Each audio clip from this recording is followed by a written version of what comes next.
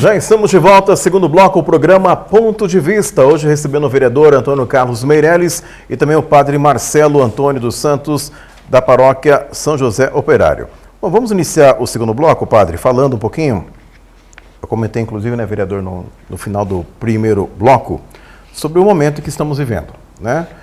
Um momento onde a palavra de ordem é fica em casa, vamos nos cuidar, distanciamento social, enfim, tudo isso que a gente está ouvindo aí durante todo o ano, esse cuidado com a nossa saúde, mas a gente sabe que, em muitos casos, na maioria das vezes, isso abala o psicológico, a pessoa fica desacreditada, sem esperança, ou porque perdeu o emprego, ou porque perdeu alguém próximo. Realmente é uma doença que abalou e mexeu com toda a humanidade. E eu acredito que a igreja tem um papel fundamental, importante nesse momento. Como disse aqui o vereador Meirelles, no momento ali, né, da homilia, enfim, né, daquele bate-papo que o senhor tem ali com a comunidade, muitas pessoas buscam, né, um acolhimento, buscam uma palavra de esperança, buscam uma palavra de consolo, de motivação, para não desanimar. E realmente, nós brasileiros em especial, é um povo guerreiro, é um povo que não desiste. Conseguimos aí chegar praticamente no fim do ano já, há poucos dias do fim do ano, mas com a expectativa que 2021 será bem melhor. Acreditamos nisso, e o povo realmente acredita nisso, é um povo guerreiro, mas, como disse também o vereador Meirelles, como um pastor, o senhor também tem esse compromisso, essa responsabilidade de acolher, né, de repente, famílias que estão ali, né, em vulnerabilidade, sofrendo, passando aí momentos difíceis, ainda mais esse ano, né, onde tudo virou de pernas para o ar. Pois bem, desde quando surgiu esse mal que assolou a nossa humanidade, o vírus que foi descoberto lá em meados de dezembro, até chegada no Brasil tudo, todos nós fomos pegos de surpresa. Até para a igreja foi um momento difícil, porque nós tivemos que fechar as portas desde o dia, se não me engano, comecinho de março. Sim, sim. Porque no dia 19 de março já celebrei a missa na casa paroquial de maneira privada, com 2, 3 pessoas auxiliando. E ali nós já percebemos que viria algo muito terrível pela frente. Então, desde março até setembro, missas transmitidas via online, redes sociais, e com isso nós tivemos que fazer um esforço muito grande. E também alguns investimentos por parte de algumas paróquias, né? Mas não foi fácil. Claro que cada um teve que se cuidar, tem que se cuidar, mas a igreja está sempre atenta a tudo isso. Recebemos os decretos episcopais do nosso bispo, os modos que devia celebrar, as orientações que devíamos ter. A própria CNBB encaminhou para as dioceses do Brasil os protocolos de todas as celebrações envolvendo sacramentos e sacramentais. Então nós adaptamos a nossa realidade. Então hoje, graças a Deus, desde o dia 12 de dezembro, quando o Dom Luiz ele pediu aos padres que pudessem abrir as missas presenciais, tomamos as nossas precauções, né? Preparamos uma equipe de apoio para acolher os fiéis que viriam à igreja, com todos os protocolos de higiene e segurança, banco demarcado, distanciamento, higienização das mãos, referimento de temperatura, tudo isso. Então, quem está participando das missas, quando houve o retorno, tem percebido que nós estamos cuidando. Então, as pessoas podem ir a nossas missas com total segurança.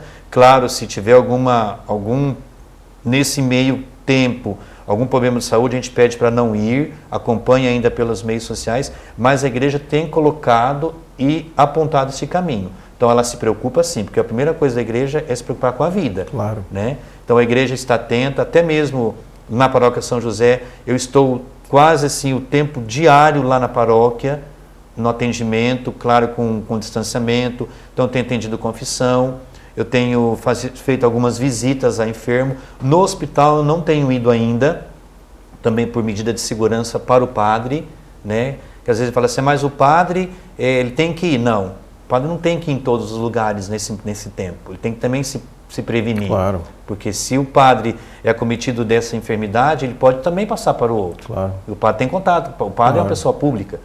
Né? Então, nós temos tomado esse cuidado. Na questão de velórios, eu não tenho ido às salas de velório, mas eu tenho aguardado o féretro chegar no portão dos cemitérios e lá eu faço a palavra, faço a bênção de acordo com o ritual da igreja. Então, todo o trabalho religioso nós temos mantido. Eu creio que os outros padres também da cidade também têm se esforçado muito, porque não tem sido fácil para nós, porque estamos acostumados a ver a igreja repleta de fiéis, no princípio, olhar para uma câmera, falar para uma câmera para chegar até o coração das pessoas nas suas casas, e agora com um público, mesmo que seja menor, tem sido um pouco mais fácil. Mas nós temos que fazer todo o esforço para cuidar e também transmitir às pessoas que se cuidem, porque ninguém está isento. Então não é porque a igreja tem feito a parte dela que muitos vão se relaxar. Então a gente percebe, não vou na igreja porque eu tenho medo de pegar a enfermidade. Só que tem ido para tantos lugares, entendeu? Então na igreja pega, então na porta do banco não pega, na porta da lotérica não pega, nos mercados não pega, nas festas clandestinas não pegam, nos encontros aí não pega. Então nós temos feito a nossa parte. Claro. Né? E com certeza quem tem ido tem aprovado o que está sendo realizado. Então eu tenho só que agradecer a essas pessoas. Perfeito, padre. Vamos falar um pouquinho sobre, né, o ano de São José, né, instituído também pela igreja, do dia 8 de dezembro até o ano que vem, que também é muito importante para a paróquia também, né? Para nós foi uma surpresa, porque no dia 8 de dezembro, agora 2020, a igreja celebrou também os 150 anos de São José como patrono da Igreja Universal. Porque São José, ele é o patrono da Igreja Universal. Então, o Papa coloca a figura de José como centro da nossa espiritualidade, e o próprio nome da carta apostólica que ele intitula, Patris Corde, que é Pai do Coração, para que nós se espelhe no Pai adotivo de Jesus, ou na linguagem que nós falamos na teologia, o Pai putativo de Jesus. Né? Jesus teve um pai aqui na terra. Então é que ele convida os cristãos, os fiéis, a se espelhar nas virtudes de São José. O pai amoroso, o pai atencioso, o pai que cuida, a figura do bom pai. Então o Papa ele dá esse presente à Igreja Católica, a figura de José, para que nós se espelhe a ele e beba dessa fonte. Né? Então até motivo aos católicos, principalmente os devotos de São José, que tenham esse espaço em suas casas. Como eu sempre coloco, o verdadeiro filho de Maria tem Maria dentro de casa. E agora o próprio Papa nos convida a ter o Pai de Jesus. Então, cultivar essa espiritualidade josefina que nós podemos falar, né? Tem vários livros que falam a história de José belíssimamente. Então, agora nós temos um elemento a mais para cultivar a espiritualidade de São José na nossa vida. Esse Pai do coração. Então, nós temos o nosso Pai biológico, temos o nosso Pai na fé, que é o nosso Criador, e agora temos ainda um exemplo de um pai que viveu aqui na terra, educou um filho e com certeza agora é o nosso grande intercessor.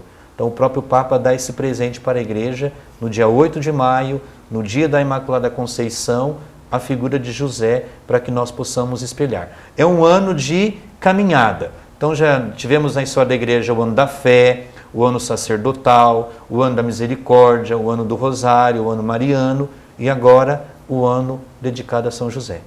Perfeito.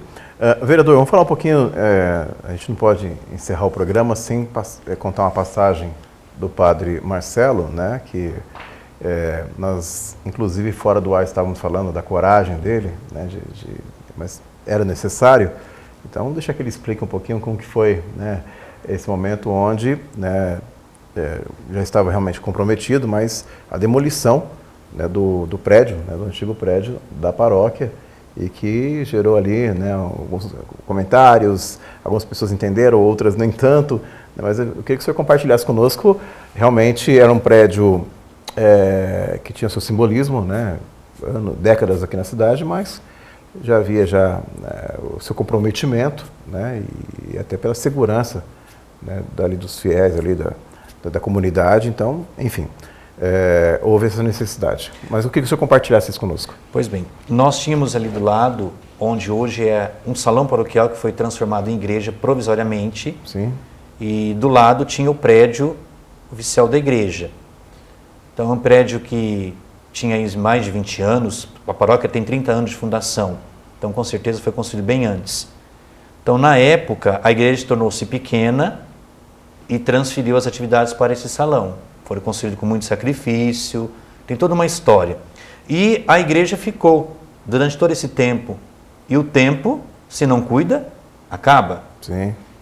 Então, aquilo que eu disse, zelo pelo patrimônio. Então, a igreja ficou há muito tempo e, se eu não me engano, um dos padres que passou por ela demoliu uma parte e o bloco ficou ainda, um grande espaço dela. E foi necessário essa questão de segurança, a colocação de hidrantes. Um hidrante dentro da onde é a igreja atual e bem como a igreja onde estava sendo já estava desativada. Então foi um gasto desnecessário, creio eu, porque se tivesse demolido já no início, quando transferiu, não teria esse gasto. Ou fizesse de fato já um projeto, iniciaria já a construção dela por fora, uma ampliação. Mas quando eu cheguei, a primeira coisa que me perguntaram, o senhor vai demolir a igreja? Falei, calma, não é assim.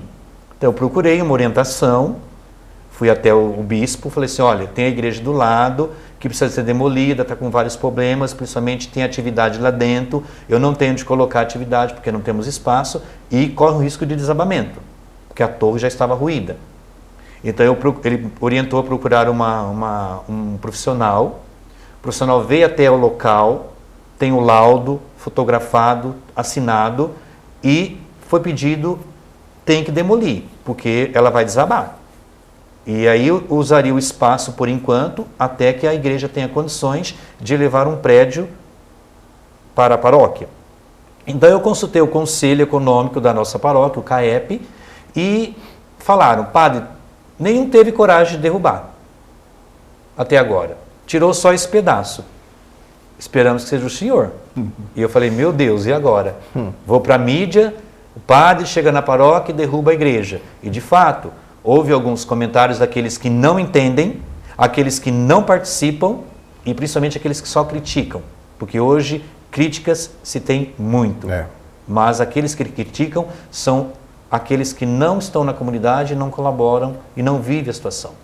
Então, com o laudo, eu apresentei, a igreja passará por uma demolição, vamos deixar o terreno limpo e futuramente faça um projeto e vamos elevar a igreja. E nós conseguimos fazer a demolição. Só a título assim de partilha. Tinha salas que o reboco estava cedendo e tinha atividade lá dentro. Hélice de ventilador velho soltou-se ao ponto de decepar a cabeça de algumas pessoas que estavam tendo atividade lá dentro. E se acontece algo lá dentro com alguma pessoa, quem se responsabiliza? Sim. Aqueles que criticam ou o padre? Então, antes que acontecesse uma tragédia, nós resolvemos então demolir. Mas não foi decisão somente do padre, nós temos um laudo, esse laudo está no arquivo da paróquia, guardado tudo certinho, e o terreno está limpo, está servindo por enquanto para colocar os veículos ali na hora da missa. Agora nós vamos abrir esse local, porque onde está a paróquia, o fluxo de veículos da Avenida Marília é muito grande. Então as pessoas não conseguem uma vaga para estacionar o seu veículo. E tendo aquele espaço momentaneamente, poderá servir. Até criticará, o padre derrubou a igreja porque vai construir um estacionamento. Óbvio que no momento que não tem a igreja, vou usar. Porque para levantar um templo hoje, vai muito dinheiro. Então, aí que entra a conscientização. Tem que ser feita a igreja, mas não depende só do padre. É como a história da igreja de Santo Expedito. Ah, o padre não fez. Ah, o padre não quer fazer. Não é só problema do padre. O padre faz se tiver recursos. E recurso não cai do céu. O do céu, nós só recebemos bênçãos. Então nós temos que tomar consciência que depende de cada um de unir forças e dar o melhor para a igreja. Eu sempre tenho comigo, juntos somos melhores. Para Deus, o melhor. Porque Deus derrama para nós sempre bênção. E porque nós temos que ser sempre aquela minimalista, né? Dar o mínimo para Ele. Não. Então, se nós queremos algo, queremos fazer parte de uma igreja, vamos trabalhar por ela, porque aqui é nossa casa. Perfeito, perfeito, perfeito. Bom, infelizmente a gente chegou ao final do programa, realmente é um programa muito interessante, porque falamos aqui sobre o trabalho da paróquia, né, São José, um pouquinho sobre o momento que estamos vivendo e a participação da igreja nesse momento, né, algumas curiosidades, inclusive essa passagem, né, e o padre falando abertamente à população sobre esse momento que realmente ele teve que tomar uma decisão, mas para o bem de todos, pela segurança de todos. Então, acho que nós fizemos aí, né, uma atualização um pouquinho do trabalho da paróquia, em especial do padre Marcelo. Bom, padre, nós chegamos aí ao final do ano, né, um ano, como eu disse, um pouco diferente, atípico, mas eu vejo com bons olhos o ano que vem, o ano de 2021. E claro que a família tupaense está acompanhando esse programa também, os nossos telespectadores. Eu queria aproveitar a presença do senhor aqui para deixar uma mensagem à população de Tupã e também da região, até porque a nossa TV Câmara, ela transmite também pelo sinal digital para toda a nossa região, e também pelas nossas redes sociais, nosso canal no YouTube, no Facebook e também pelo site. Então fique à vontade para deixar uma mensagem à população de Tupã, não só para a comunidade São José, mas para toda a cidade. Então a gente espera que este ano termine, na medida do possível, né? Com toda a preocupação que ainda temos. Como eu dizia ao Meirelles, muitos não veem a hora de chegar o dia 31 e virar a nossa tão falada folhinha, o nosso calendário.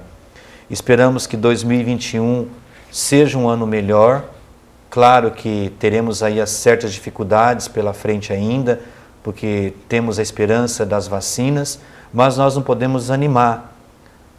Claro que devemos nos cuidar e cuidar do outro, mas eu peço a Deus que seja um ano repleto de realizações, que nós busquemos de fato viver o nosso normal, que possamos sonhar juntos, partilhar juntos, se for possível chorar juntos, mas na expectativa de que tudo isso vai passar. E eu convido as pessoas, principalmente nosso povo católico, fervoroso, que coloque tudo isso nas mãos de São José. Também convido as pessoas a visitar a paróquia de São José, diante daquela imagem, fazer uma prece, um louvor, um agradecimento, colocar nas mãos dele, para que nossa humanidade volte a ser aquilo que tanto Deus espera.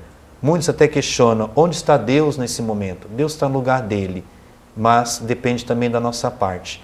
Então eu desejo a todos nós, todo o povo tupaense, um ano de prosperidade, um ano de saúde, um ano de paz, principalmente pelo nosso legislativo que vai entrar o ano que vem, o nosso executivo, que possam de fato trabalhar pelo povo, que possa corresponder voto a voto, depositado com confiança, porque o povo está cansado de sofrer, o povo está ansioso por mudanças, então que todos nós, seja no poder religioso, no poder legislativo, no poder executivo, enfim, toda a nossa sociedade trabalhar para o bem comum, porque a nossa cidade é o nosso local, o nosso habitat. Então que Deus possa derramar sobre todos nós a sua graça e sua fonte de bênçãos.